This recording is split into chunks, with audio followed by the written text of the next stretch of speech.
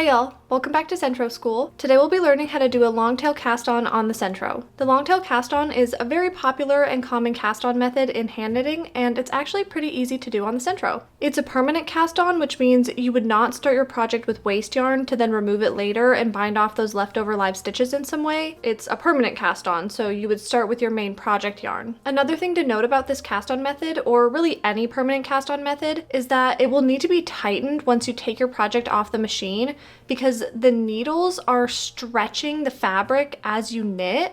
So the cast-on will kind of be loose because it needs to fit across this stretched out area. So when you take it off the machine, you have to tighten it a bit so it doesn't look so stretched out. So let's get started. To start, take your main project yarn and drape it loosely along your machine across 2 times the number of stitches that you plan to cast on. So I'm going to cast on all the way around my machine. So that means I need to drape my yarn loosely around my machine twice. I just want to make sure that I'm going to have enough yarn to do my cast on. And this is kind of how I measure that. So that should be good for me. If you were only going to cast on like half your machine, then just drape the yarn around the entire length of your machine. And then make a slip knot. And we want to make sure that when we pull on the long tail that we made, the long tail of yarn, that's the end that closes our slip knot. We don't want our working yarn to be able to close our slip knot. So then put your slip knot on your first needle that you're casting onto and just tighten it a little bit. And now we need to hold our yarn in this very particular way. If you're familiar with hand knitting at all, then you're probably familiar with this term, but we're going to be holding our yarn in the slingshot position. And if you're not familiar with hand knitting, then that's all right. I will show y'all how to hold your yarn. So your working yarn, the yarn that's still attached to your ball of yarn, you're going to take it in your left hand and you're going to have it go from your machine and then over your pointer finger and then between your pointer finger and your middle finger, and then have it drape over the rest of your fingers and just grab it with the rest of your fingers. Then your long tail is going to go from your machine and then around your thumb like this, and then grab the tail again with those same fingers. And this is how we're going to be holding our yarn the entire time we do this cast on. And then our right hand is free to do all the other things we need to do. So crank the handle of your machine until the second needle comes up.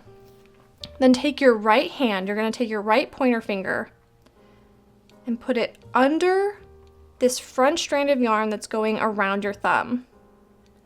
Then with your pointer finger, grab the strand of yarn that is around your pointer finger, your left pointer finger, and bring it through that strand that you were just kind of holding. Now you have this little loop, and you're going to put that loop on your second needle and then just tighten the cast on a little bit. You don't want to tighten it too much, but you want it to be secure on your needle. And then just reposition your left hand again so it's back in that slingshot position. Crank the handle of your machine until the third needle comes up. And again, do the same thing. You're going to take your right pointer finger, put it under this front strand of yarn that's around your thumb, then go over and grab the strand of yarn that is around your pointer finger and bring it through. Put that loop on the needle and then tighten the stitch. And just keep doing that for however many stitches you need. So I'm going to cast on all the way around my machine. All right, so when you're done casting on, you're going to put your tail into the machine, and don't worry if it's kind of short. There will be plenty of yarn for you to weave in on this tail once we're done tightening all of these cast on stitches once we get our project off the machine. So if your tail is pretty short right now, as long as it's not, risking coming undone, then it will totally be fine and you will have plenty later to weave into your project. So don't worry about that right now. So put that into the middle of your machine, and then your working yarn, just put it through your yarn and tension guides, and you are done. You're ready to start knitting. So I'm gonna knit a tube really quick so that I can take it off the machine and show y'all how we are going to tighten our cast on. So once you get your project off the machine, you'll need to tighten your cast on. So to do that, find your slip knot, and if you are working on a panel, it'll just be on the opposite edge as to where your tail is. And if you're working on a tube like me, then find your tail and your slip knot will just be to the left of that. So find your slip knot and then just start pulling these strands of yarn that look really loose. You'll see them, they're very obvious. So just kind of start pulling them and you'll see that they start to tighten.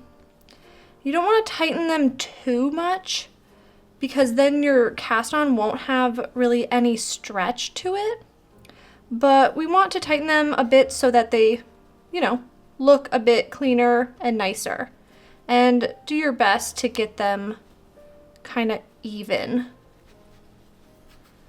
And just go along and pull each strand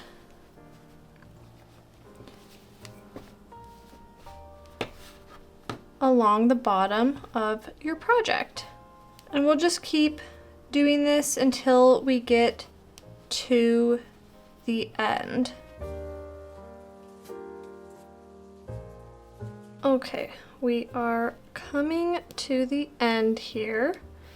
And see what I was saying about how you don't need to worry if your tail was a little short before, because look at all this extra yarn that we have.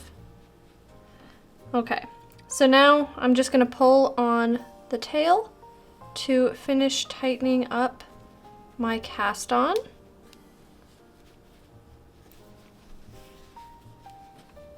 And there we go. So if you're working on a panel, then you're all done, you're good to go. But if you're working on a tube, then you'll see that there's a little break in our cast on, and I will show y'all quick how we can kind of fix that. So with your long tail, take a darning needle, thread your yarn through the darning needle, and then we'll bring our darning needle up through our slip knot, bring the yarn through, and then just bring it back down through where our tail came from, if that makes sense. Just like that. And now we have plenty of yarn that we can weave into our project, and we have a really nice, stretchy, fairly stretchy cast on. So that's all for this video. I hope you found it helpful. If you did, then be sure to leave a like, and if you enjoy Sentro content, then be sure to subscribe. I hope you'll have a great rest of your day, and I'll see you next time. Bye.